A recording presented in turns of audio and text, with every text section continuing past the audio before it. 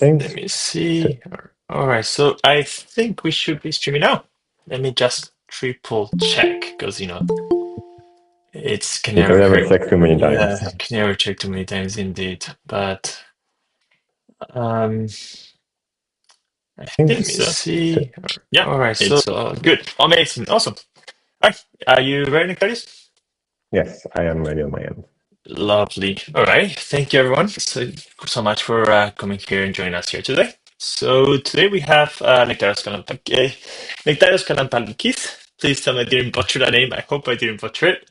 No, actually, it was pretty good, actually. I'll take it. He's a PhD student at Southern University, and today he's going to be here talking to us about towards reasonable concept bottleneck models. Whose paper is in the abstract, so you can actually see the description there. Yeah, take it away, and thank you so much for being here again. Thank you for the wonderful introduction, Matteo.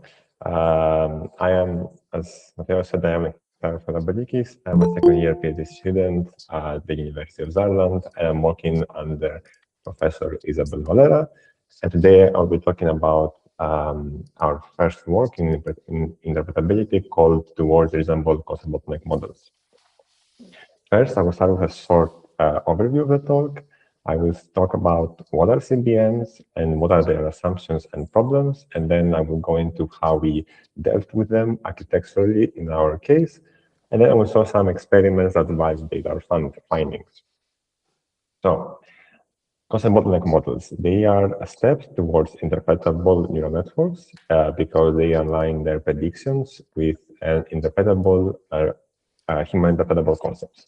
For instance, if we're doing classification of a bird, we would get this image of the bird, put it into our model, and then we will, at some specific layer, the concept bottleneck layer, predict some intermediate attributes. And then these attributes, we will use them to base our final prediction. These attributes can be, for instance, the color of the wings of the bird, or the color of the chest of the bird, or the shape of the bill, etc. And then each of these attributes also represented by a specific neuron in that layer. So for instance, in this case, the top neuron that I have visualized, it might be just the wing color. Also, these concepts are predefined. They usually come from our experts. For instance, in the original paper, they were using, they had an example of X-rays, and they were using concepts that are usually found in the medical domain. And then, since we now know how this model works, we can go and fix it. So for instance, in the same example, if our model predicted the color of the wings is red instead of brown, you can actually go to a specific neuron, change its value to make it brown, and then propagate it to the rest of the model and get a specific output. Okay, so that was a very short introduction in CBMs. Now we'll talk about their assumptions. The first assumption is that the CBMs assume that concepts are independent. For instance, if I have a case of fashion emis where I want to predict what kind of cloth is in the image, and then I want to base that prediction on the type of cloth. For instance, if it's something that you wear on the top side of your body, on the bottom side of your body, or if it's a shoe, or if it's an accessory like a bag, for instance, then we will be having this graph right here, and you may notice that between the concepts, which are the green nodes, there are no connections. There are only connections between the green and orange nodes. However, some of you may have already noticed that, for instance, the things that you wear on top or the bottom or a dress can be a cloth. Meanwhile, shoes and accessories are goods. To be honest with you, this hierarchy came from another work, so it's not like we came up with it. We're not fashion experts. Then these basically define hierarchical relationships between, for instance, tops and clothes. On top of that, if, for instance, if you are a cloth, you can only be something that you wear on top or something you wear on the bottom. You cannot be both at the same time. And these, we call them mutually exclusive concepts, or in short, mutex concepts. Lastly, we may have relationships where we don't know the direction of the relationship. For instance, in the original case where we were having the bird classification task, we may know that the colors of the wings and the chest are related, but we don't know who came first. So we don't have a specific direction, and sometimes you can call this undirected relationships or bidirected, but in general, we just call them correlations. Then the next assumption that CBMs do is that all of the concepts are predictive of every task. Again, in the same fashion in this example, we can see that clothes, the concept of clothes can be used to predict t-shirt, pullover, shirt, trouser, etc., which is fine, but it is also used to differentiate sandal, sneaker, and ankle boots, and vice versa. The concept of shoes is also used to differentiate between t-shirt, pullover, and shirt, for instance.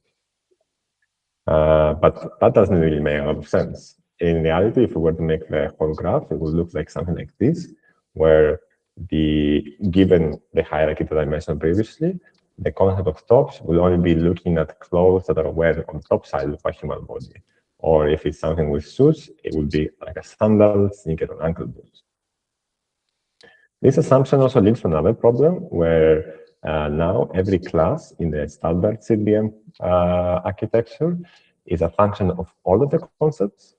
Meanwhile, if you were to enforce this reasoning, each of the class will be a function of only the parent concepts of that class. So now we will be having way smaller explanations, plus also some will argue better explanations. And lastly, by including these unrelated concepts, we may lead to the phenomenon of concept leakage. In this case, concept leakage is usually defined in CBMs by having performance that is higher than the theoretical possible. And this happens due to the ability of a model to leak other information in other concepts. And the more concepts you add, in general, the worse this problem becomes. Okay. And the last problem we talk about is concept incompleteness. As I mentioned, CBMs use a predefined set of concepts. Sometimes this set of concepts might not be big enough or strong enough to predict all our classes. This can happen because, well, data annotation for CBMs is very expensive.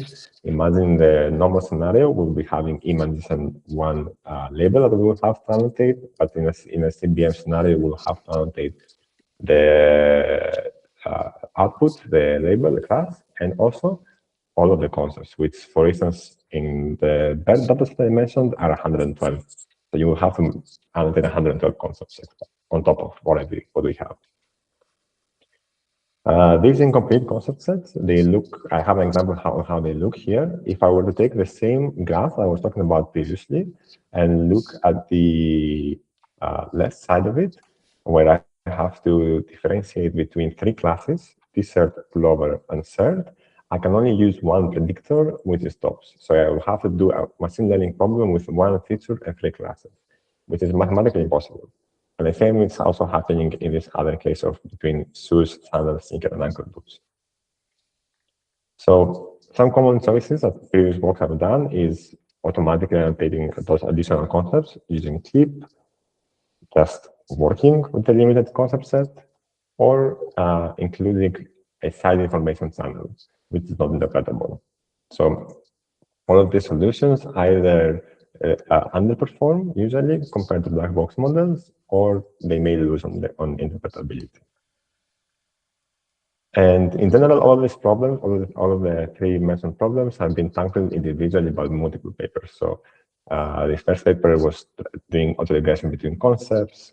The other paper has been doing correlation between concepts, or doing a linear directly acyclic graph, or just any directly acyclic graph. Now, as I mentioned, in our case, we want to tackle all of these problems at the same time. We want to make a very, very simple framework that can unify all these problems and solve it computationally efficiently. And this framework is called CREAM. It stands for Concept Reasoning Models.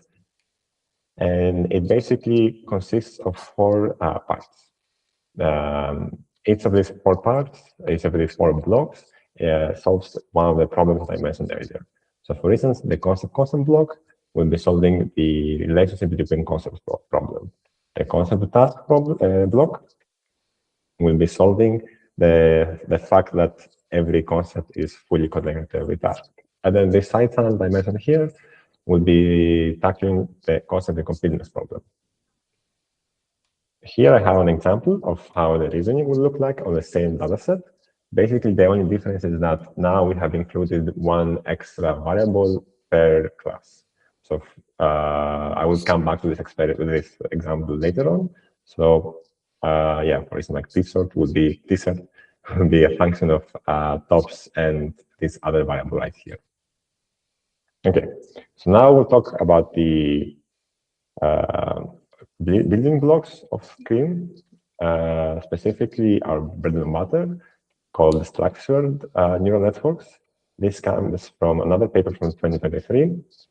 And the idea is that we basically want to make a model, an architecture that when you give it a conditional independent structure, they will inject it into the architecture.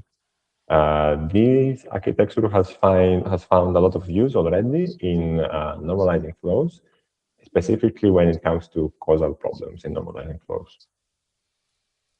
So how do they work? You basically give an adjacency matrix, or you can also call it a dependency matrix. This matrix will be talking about what variables are independent to each other. Then you will factorize it into multiple different binary masks. And these binary masks are also applied layer by layer. Eventually, if you were to follow the paths, like the green path, for instance, on the right, from one input to the output, you will see that all of the existing connections have structurally enforced this independence. So basically, if an entry in the adjacency matrix is 0, then these two variables will be independent.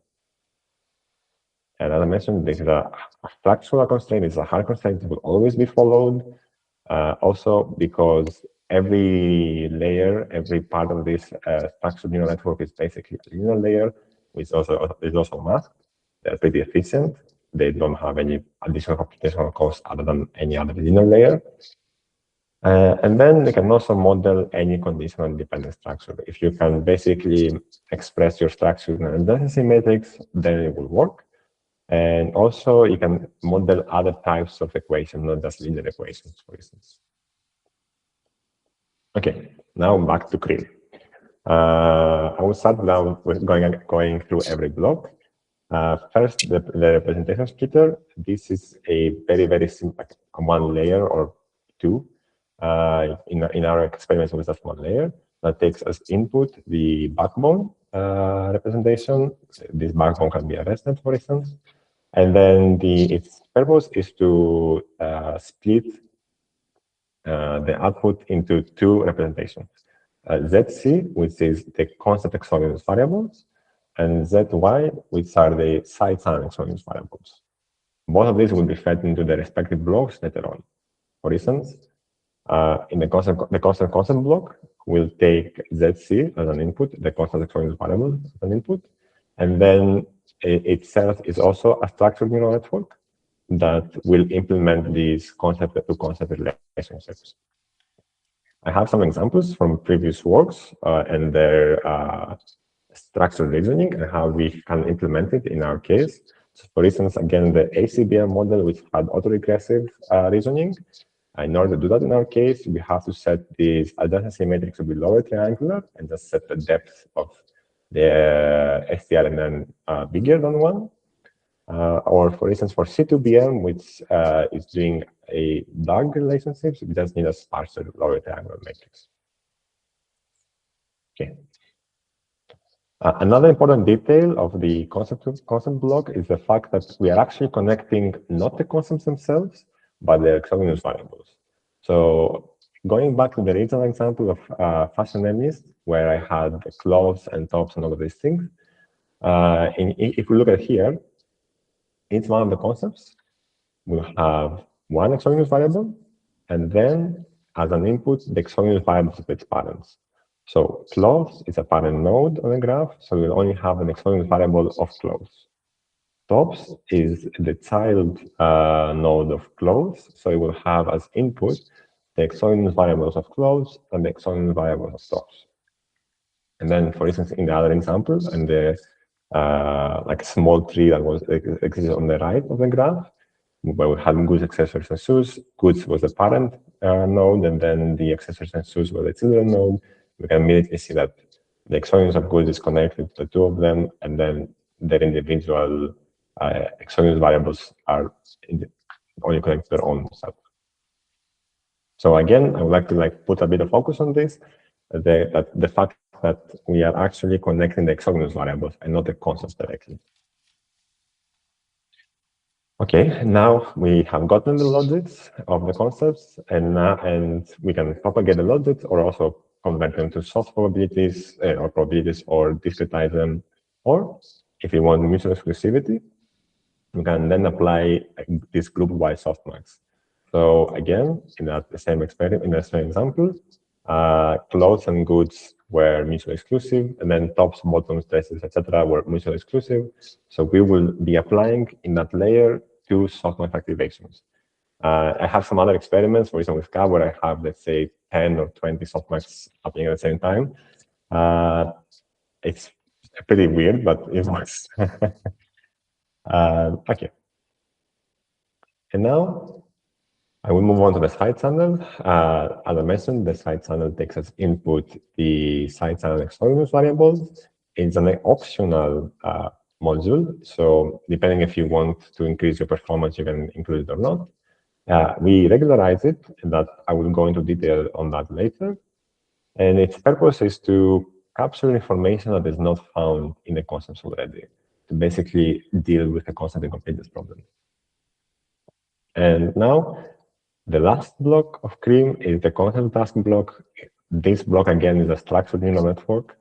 As input, it takes the concatenation of the concepts and the output of the side channel, and then it creates the concept to task relationships based on the adjacency matrix. I will note here that we applied one heuristic in our paper where we assume that each output of the side channel maps to only one specific class in our problem. So, for instance, if we have 5 classes, we will have 5 neurons in the side channel. And the reason we did that was because this is the minimum number of variables you will need in order to solve concept incompleteness in general. In some specific cases, you can also remove it, but we want to be as general as possible.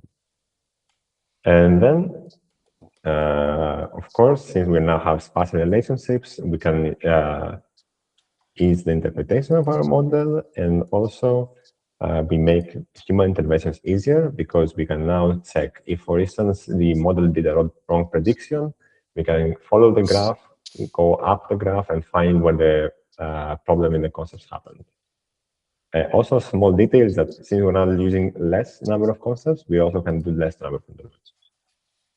And here is like an example of how the reasoning of CREAM works again. As I said, this set, for instance, will be here will be a function of tops and the side channel neuron associated with this set. Pullover again will be a function of tops and a function of the side channel neuron associated with pullover. So for the classes, only the direct concepts and the side channel plays a matter, at least directly. Okay. Now I will move on into our experiments. In the paper, we tried for different datasets with different reasoning structures. For the first one, the incomplete fashion enemies, which was the dataset, the case I was talking about all this time. It consists of 18 nodes, and here nodes, I mean the sum of concepts and tasks.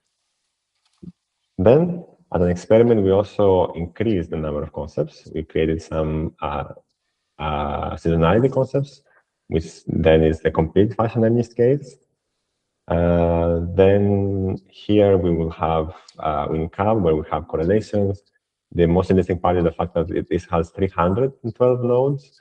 basically 200 classes and 112 concepts. And then for our last experiment, we included a DUG on Celebi. I will note that in the experiments that we saw later, and also in the main paper, that in case a model requires a predefined reasoning structure, then we will use our reasoning structures, like the hierarchies or the correlation or the DUG.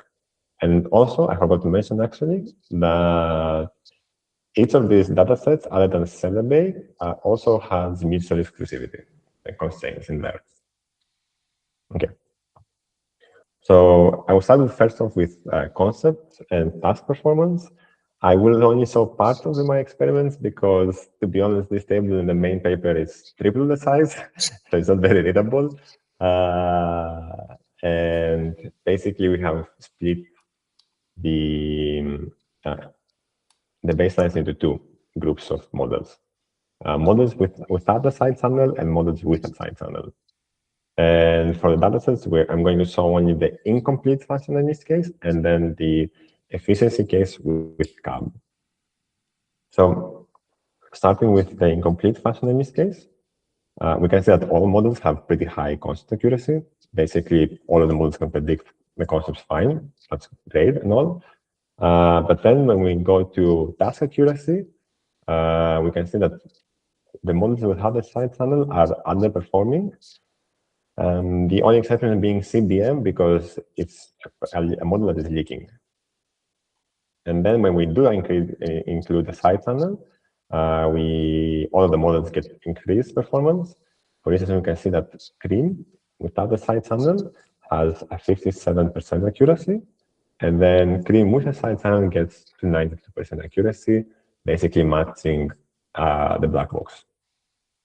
Then for CAB, the most important part is, okay, yes, we have a similar performance to the rest of the models, but we are able to handle the size of the graph of CAB. And especially if we look in the last column, where we have the computational efficiency experiments across all datasets, we can see that Cream is both the fastest model and the model that requires the least amount of memory to run. Also, a very, very small note that this side channel basically doesn't really include any computational cost either. Okay. Next, for interventions, again, I will show only part of the experiments because these plots are very, very hard to read always. I will focus on the fashion in this case because I want to showcase the fact that the Cream only uses the direct concepts for predictions. So if you remember, in the function in this case, I had two concepts, close and goods, that were the root nodes, but they were not directly connected to my classes. The way we have made our model basically makes these two concepts be ignored, and thus, later on for intervention, it means that we have an upper bound of interventions. So in the complete function in this case, we have 11 concepts in the dataset, but for effective interventions, we only have 9. And that you can also see directly from the graph on top of it. For instance, when we go to 9 interventions, we basically see that we reach 100% accuracy, and then we plateau. I mean, of course, we plateau is 100% accuracy. But then in the incomplete case, you can see at 6 interventions, we hit a plateau again. It's not very visible in the incomplete case, but trust me, just trust me that that's how it looks like. Okay. And then the last thing we wanted to do is concept leakage. So in order to verify if a model is leaking or not, we needed to check, we have basically inherited another metric from another paper that is basically checking if your CBM model is outperforming an oracle model. This oracle model, which in our case we call a C true to Y, is basically taking as input the true concepts and predict the class. So it's basically like the classification layer of a CBM. And in the only case in our experiments we saw this model being outperformed was in the incomplete function in this case. For task accuracy, you can get 60%. Okay. Then We took cream without a side channel, so we can see that which performance comes from a side channel or not. And we kept only specific parts of the model. So we only kept, for instance, the concept-to-concept block or the concept-to-Y block or both of the blocks, but without the mutual exclusivity. What we noticed is that including only the concept-concept block actually leads to leakage. For instance, in the top case, we have only the concept-concept block and we don't care about mutual exclusivity. And we can see that our task accuracy is 90%, which is basically 30% higher than 60%. When we add the softmax, where we take into account basically mutual exclusivity, the amount of leakage drops massively. And in some cases, if you look at the variance, how the models don't actually leak. The other result that we saw is that if you keep only the concept to task block, then you don't leak. In these cases, no matter what, if you have softmax or not. And then if you have the whole model, again, you are not leaking. And all of this is with us using soft concepts. We're not in these experiments, we're using soft concepts, not hard concepts. We then did one more extra experiment to kind of validate, to see what is happening. Basically, on the right-hand side, I'm showing the correlation matrix between the exogenous variables of basically the output of the representation splitter. And each of these blocks in the correlation matrix actually represent the one exogenous variable. So this block up here represents the exogenous variables of close, tops, etc., etc., etc. What we did notice is when we add the concept-to-concept block, in the exogenous variables, we start seeing a specific structure. I think the best example is the last three concepts, goods, accessories, and shoes, which on my graph, they were the complete right, like they were their own small hierarchy. And we can see that all of the exogenous variables of these three are very highly correlated. And basically, we think that by enforcing this structure, we are actually enforcing the different information flows from other concepts that should not be there. Okay. Now that everything is fine, we have looked at concepts, but what about the side channel? The side channel, yes, increases the performance, but at the end of the day, it's not interpretable, and all of us are working on interpretability, so what's the point? We asked ourselves that, actually, and we decided to regularize it by dropping out the whole side channel. So during training, the model has sometimes access to only the concepts or sometimes access to both concepts and side channel. And we hope by doing this, the model will mostly focus on the concept. Then, to measure and to verify if our model is mostly focused on the concepts, we introduce a new metric, which we call concept channel importance, in short CCI. Basically, CCI is comparing the feature importances of all of the concepts versus the feature importance of all of the side channel. It takes values from 0 to 1, with 1 being the best. And the higher the CCI value, the more the model uses its concepts for the task prediction. So the more we are interpretable, because our predictions are mostly based on concepts. Okay. So in short, this metric is basically a normalized supply value in reality, but it's a different variant of supply values. And now we want to see how dropout affects this metric. We basically take different models with the same hyperparameter settings. The only difference is that we have different dropout rate. And we start from 0 dropout rate to basically no regularization to almost always dropping out the side channel. And in general, for all datasets, we see that increasing dropout rate basically increases CCI, which means that we become more and more interpretable. The 0.5 threshold here, I forgot to mention, basically means if you're above the 0.5 threshold, your model is on average using mostly the concepts. And then the higher you go up from 0.5, the more you use the concepts. And then if you're below the 0.5, the model mostly uses the side channel. So yes, as I mentioned, the more we increase dropout, the more CCI increases. And then the other detail is that when we move from the incomplete case, the blue line, to the complete case, the purple line, we can see that we require less regularization, less dropout rate. And that's something also we can notice that basically the ratio between concepts, number of concepts, and number of classes actually matters in this case. And one last important detail is the fact that if you don't regularize your model at all, you have a dropout rate of 0. Almost all models will be mostly focusing on the side channel. So we always have to somehow regularize a side channel to make sure that our model, at least in this case, is using the concepts.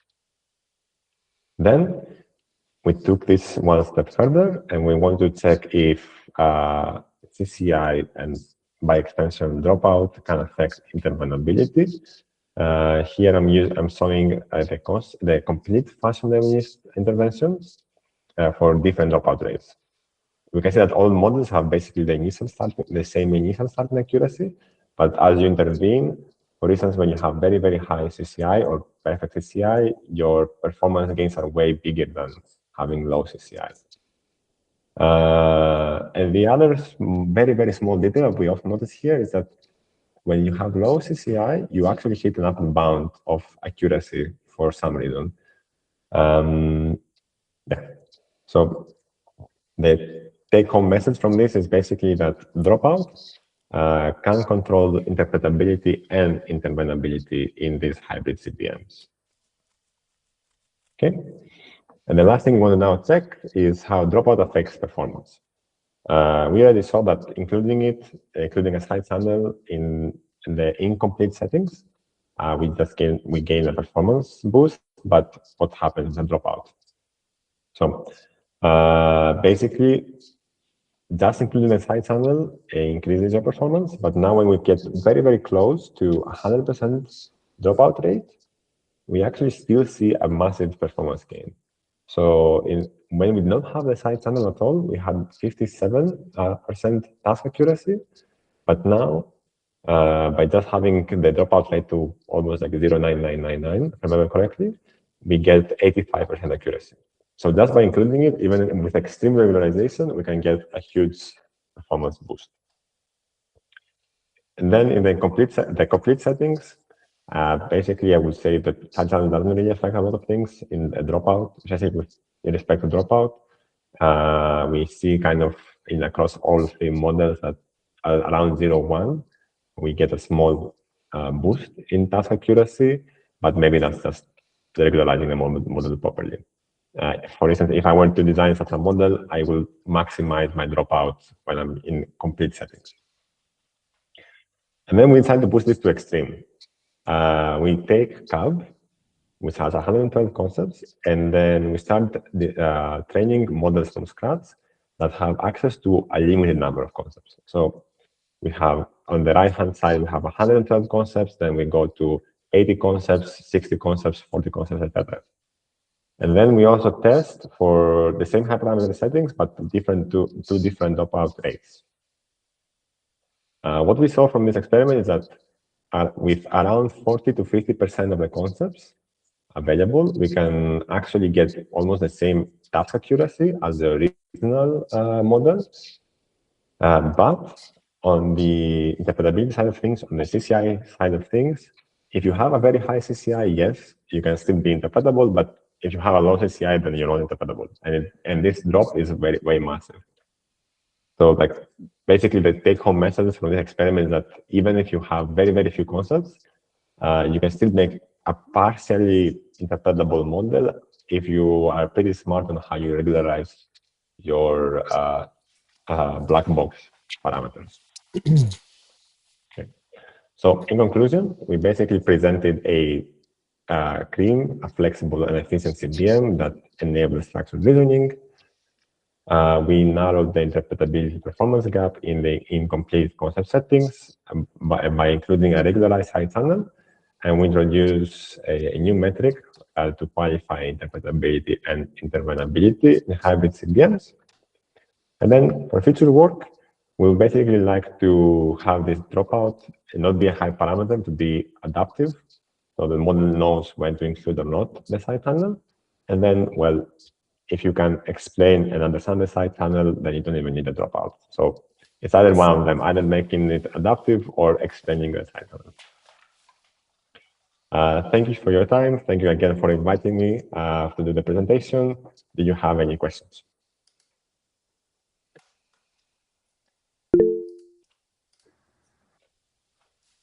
Thank you so much, Nektarios. Yeah, hi, go for it. Hi. Very cool work. I had a question. Besides like adding the dropout, did you do any like constraints on the, for example, any orthogonality losses or any anything between the concept channel and the side channel? So initially, in our first experiments, yes, we did, but then we realized that by adding the presentation splitter, which again is one linear layer, that then when we get the output, we just split it into two, we kind of get actually orthogonality or decorrelation benefits.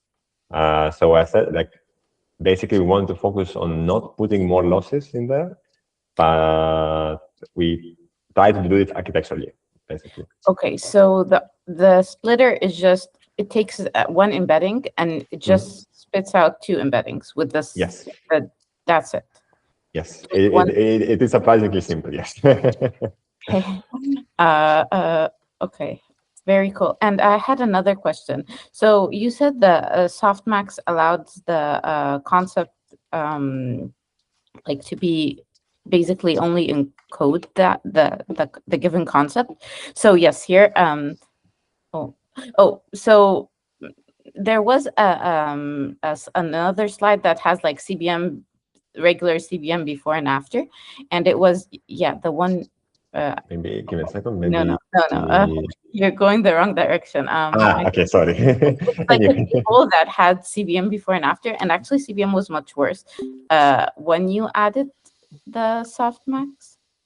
I think you're talking about. Wait, give me a second. Yeah, this the one before, yes, this one. Yes. So yes. here, okay, so CBM, okay, without sorry, this is the side channel, but I guess it's a question I also had. When you added a side channel to CBM, the performance became worse. And we don't have it currently in the presentation because this is CRIM. Okay. Yes. Okay. But we do have in the paper, we do have added a side channel to CBM as an ablation study. And we basically see, as far as I remember, we see the highest accuracy in CAB, actually. I think it was 74% or very close to 75%, I remember. But on average, I would say it just increased performance. I think the only case it did not increase was the incomplete fashion use case. And our assumption there is because maybe I just needed to have parameter between it, honestly, or the optimization becomes a bit funky. Okay. Okay. I guess like my third question would be like, why do you think the softmax helps so much? So there's two things actually. When we first started doing these experiments and I was looking at my tensor board, I remember that maybe I should have included this actually also in the paper. Including the softmax basically makes the model learn way faster because it follows the actual data. So our feeling is that this is an inductive bias and it's guiding the model to be correct. And our feeling is basically in some cases you may have models that leak and models that don't leak. And basically this is an optimization problem. Another explanation is that basically softmax reduces the freedom that your variables have, the degree of freedom that the variables have, basically. Okay. Thank you so much. Very cool work. Thank you. Are there any other questions? Not, I have at least one. if I can go. Yeah, I'm actually curious about I think your last slide, you made like a point on next work on the selective adaptive dropout, I think you call it. Yeah, that testing. So we just to give some context, because we have some work in XML last year where we have a sort of similar mechanism where it drops the sort of residual channel when there's out of distribution. Because that's one setup where I was like, you don't want to have leakage in that case because out of distribution may mess up things down the streamline, and you want to sort of block it if you detect it early on, so you can still intervene and have meaningful interventions. So that was one setup that we thought. I was wondering if you have any other setups where you think that could be useful, because I would like to see that happening, but I'm not entirely sure. I know what setup do you think could be useful for having this sort of adaptive dropout? Where do you think Well, that could be? Yeah, particularly. For instance, LabMate here is doing something similar with rule models. And he also has a side tunnel. And in his case, he's basically including it only to improve performance in cases where your rules don't work. So for instance, in this case, including it will be useful but at times when the concepts will not work. When the concepts will not work, maybe when we don't see them. Now, in the opposite side of things, for instance, if we see things, we don't need a side tunnel. I can give you an example, actually, now I think about it. Let me find it really quick. I guess in here, yes. So I did mention that for every class, I have one side tunnel neuron, but I know for a fact that these classes here from trouser to bug, because it's basically one class and you have one concept, so you can predict it it's already from just concepts. So you don't need a side tunnel here. And then I remember we had a master student that was working on this actually, and they saw that, for instance, in this case up, like on the left side here, it was basically more of like a certainty or not being able to see things, basically needing some extra information. Or their concept is being bad, because that's something I also seen in my own experiments. In my high parameter tuning, there are some models that basically are predicting the concepts. They have very high concept accuracy, but they don't really use it. So yeah, I think that's a sort of a remnant of when you have like concept loss that sometimes it's really quickly got, but doesn't yeah, really use it at all.